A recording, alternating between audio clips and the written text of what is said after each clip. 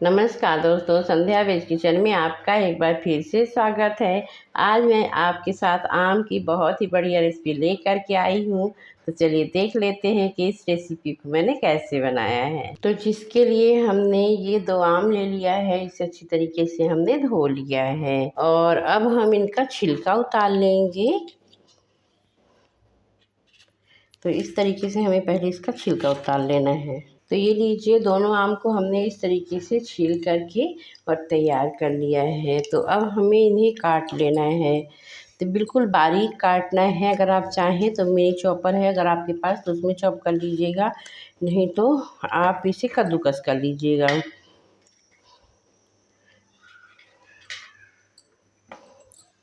और अगर आप मिक्सी जार में पीसेंगे ना बहुत ज़्यादा बारीक हो जाएगा, तो हमें बिल्कुल इसको पीसना नहीं है, बस छोटे छोटे पीसेस में कट करने हैं।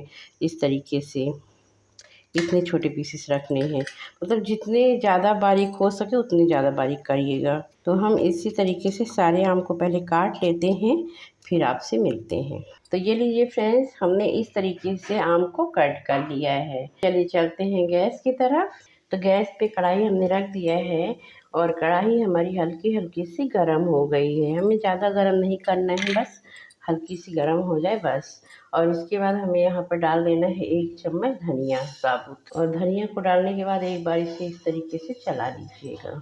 1 चम्मच जीरा डाल देंगे, आधा चम्मच सौंफ डालेंगे, 10-12 काली मिर्च डाल देंगे। इन सबको हम भून लेंगे इस तरीके से।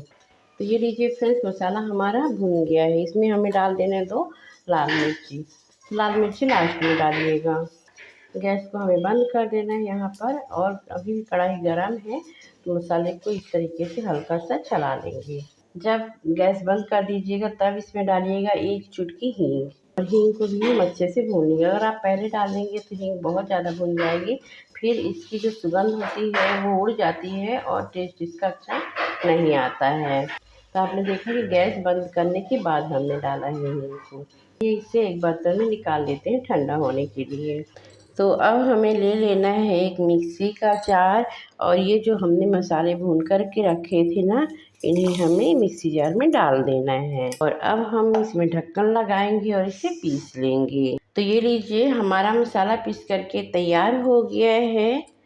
तो चलिए इसे रख देते हैं साइड में और चलते हैं आगे की प्रोसेस में। तो अब गैस पे हमने वही वाली कढ़ाई रखी है जिसमें हमने मसाला भूना था। और आम हमारा पहले ही धुला हुआ था, तो अब हमें धोने की इसकी ज़रूरत नहीं है। सारे आम को हम डाल देंगे इसमें।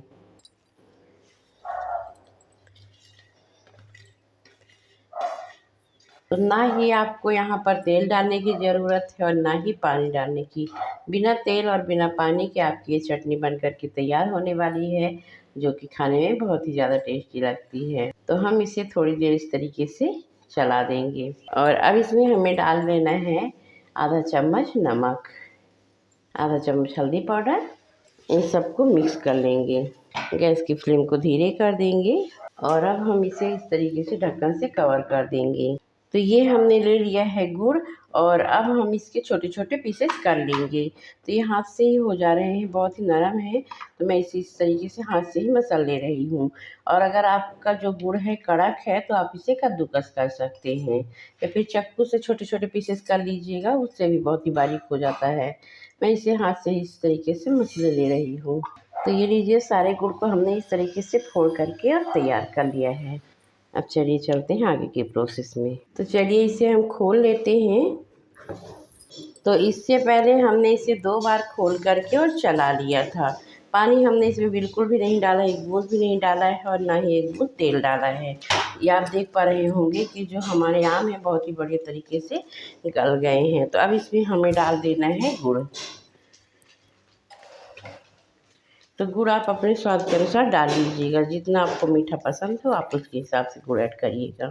और अब हम इसे इस तरीके से अच्छे से चला लेंगे, ताकि हमारा जो गुड़ है वो भी अच्छी तरीके से इसमें मिल जाए और सूख जाए, क्योंकि हमें बिल्कुल सूखी सूखी चटनी तैयार करनी है। बहुत ही ज़्यादा खाने में टेस्टी लगती है, तो एक बार आप इसे ज़रूर बनाइएगा, आपको बहुत पसंद आएगी। तो ये आप देख पा रहे होंगे कि हमारी चटनी कितनी गाढ़ी हो गई है। और अब इसमें हमें कुछ मसाले ऐड करने हैं, जिसमें मैं डाल रही हूँ आधा चम्मच लाल मिर्ची पाउडर। ये तीखी नहीं होती, काश्मीरी लाल मिर्ची पाउडर है। इससे कलर बहुत बढ़िया आता है। बिल्कुल जेम की तरह बनती है ये वाली चटनी, और आप इसे बाहर रख कर के 1 हफ्ते तक खा सकते हैं। अगर आप फ्रिज में रखेंगे तो 3-4 महीने तक खूब आराम से ये चल जाते हैं, ख़राब नहीं होती है। पर मैं बहुत ही कम बना रही हूँ तो बहुत ही जल्दी ये चट हो जाने वाली है। और अब इसमें हम डाल देंगे जो हमने मसाला पीस करके रखा है ना, उसे डाल देंगे। 1 चम्मच ही डाला है हमने, ज़्यादा नहीं लिया है। बाकी मसाला हमने रख दिया है। इस मसाले का फ्लेवर बहुत बढ़िया आता है, इसलिए मैं ये वाला मसाला बनाती हूँ। ये आप देख पा रहे हो कितनी गाढ़ी हो गई है हमारी चटनी। तो अब हम गैस को यहाँ पे बंद कर देते हैं। तो ये लीजिए हमारी बहुत ही टेस्टी चटनी बन कर के तैयार हो गई है। और अब हमने ले लिया है एक कांच का बर्तन, और बर्तन बिल्कुल सूखा होना चाहिए, इसमें पानी वगैरह कुछ भी नहीं होना चाहिए। कांच के बर्तन में बहुत दिनों तक रह जाती है, आपकी चटनी ख़राब नहीं होती है। तो अब हम इसे इसमें डाल देंगे इस तरीके से।